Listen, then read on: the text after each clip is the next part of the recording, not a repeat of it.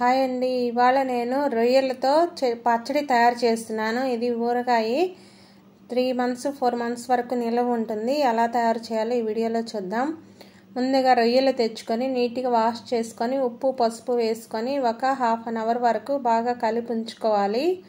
Stove మీద కడాయి పెట్టుకొని oil heat ఎక్కాక అందులో మనం ఇవి బాగా అందులో ఉప్పు పసుపు వేసినాక ఇవి వేయటం వల్ల బాగుంటాయి. రొయ్యలు కూడా ఇందులో వేసుకొని బాగా ఫ్రై చేసుకోవాలి. రొయ్యలంతా ఆయిల్లో ఇవి చూడటానికి అలా ఉన్నా కూడా ఆయిల్లో బాగా ఫ్రై అయ్యేసరికి చాలా తక్కువ క్వాంటిటీ అవుతాయి ఈ రొయ్యలు. మనకి ఎప్పుడన్నా పిల్లలు బయట ఉన్నప్పుడు అక్కడ హాస్టల్స్లో అక్కడ ఫుడ్ తినడానికి ఇష్టపడినప్పుడు అలాంటప్పుడు ఇలాంటి రెసిపీస్ మనము చేసి వాళ్ళకి పంపిస్తే ఈ చట్నీ అనేది చాలా బాగుంటుంది. వేసుకొని తినడానికి నాన్ వెజ్ తిన్న ఫీలింగ్ ఉంటుంది. రొయ్యల పచ్చడి చాలా బాగుంటుంది. గోంగూరతో చేసుకోవచ్చు, మామూలుగా కూడా చేసుకోవచ్చు. ఇప్పుడు ఇవన్నీ బాగా ఫ్రై అవ్వాలి. కొంచెం మరీ ఎక్కువ ఫ్రై అయినా కూడా చాలా గట్టిగా అయిపోతాయి. కొంచెం గోల్డెన్ బ్రౌనిష్ కలర్ వస్తే సరిపోతుంది. ఈ మాత్రం ఫ్రై అయితే సరిపోతుంది. బాండలు కొంచెం మందంగా ఉండేదే పెట్టుకోవాలి. అప్పుడే అడుగంటకుండా ఉంటాయి. ఇందులో నేను ఉప్పు పసుపు మాత్రమే వేసాను, ఇంకేమి వేయలేదు. వేసి ఒక అరగంట సేపు వీటిని బాగా కలిపి ఉంచి తర్వాత ఇప్పుడు ఫ్రై చేశాను. ఇవి బాగా ఫ్రై అయిపోయాయి. ఒక ప్లేట్లోకి తీసుకున్నాము.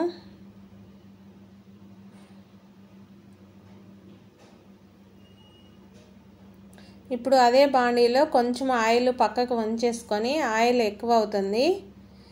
ఇవి వచ్చేసి 1 కిలో రొయ్యలు వలవకుండా ఇవి వలిసాక ఒక 1/2 కిలో రొయ్యలు ఉంటాయి.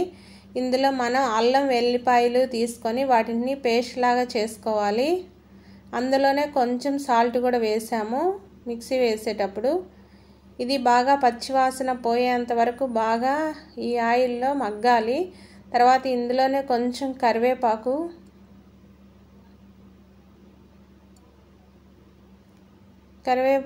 వేయడం వల్ల మంచి స్మెల్ వస్తుంది. బాగా రొయ్యలకి సరిపడా కారము, పసుపు,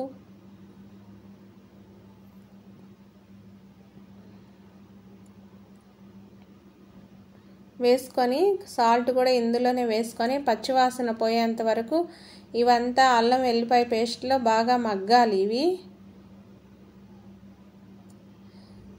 ఇందులో మసాలా పొళ్ళు వేసుకున్నాను. ధనియాలు జీలకర్ర వేసి పొడి చేసి పెట్టుకున్నాం. లేదంటే గరం మసాలా అయినా వేసుకోవచ్చు. వేసుకొని మసాలా పొడి కూడా వేసుకొనేసి స్టవ్ ఆపేసుకోవడమే. ఇంకా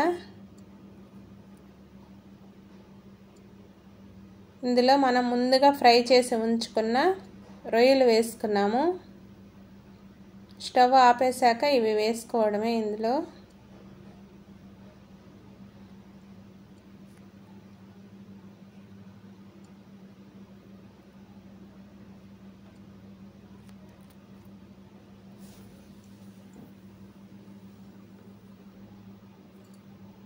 ఇవి బాగా చల్లారాలి. ఇవి రొయ్యలు అందులో వేసాక చల్లారాకనే మనము నిమ్మకాయలు తీసుకొని నిమ్మకాయ అనేది పిండుకోవాలి. వేడి మీద పిండకూడదు. నేను 2 నిమ్మకాయలు తీసుకొని వీటిని ఇందులో రసము ఈ రొయ్యల పచ్చడిలో పిండుకున్నాం. నిమ్మకాయ పిండడం వల్లే ఈ రొయ్యల పచ్చడికి మంచి టేస్ట్ వస్తుంది. టేస్టీ రొయ్యల నిల్వ పచ్చడి రెడీ అయిపోయింది. మా వీడియో నచ్చినట్లయితే లైక్ చేయండి, సబ్స్క్రైబ్ చేయండి. Thanks for watching. బాయ్ అండి.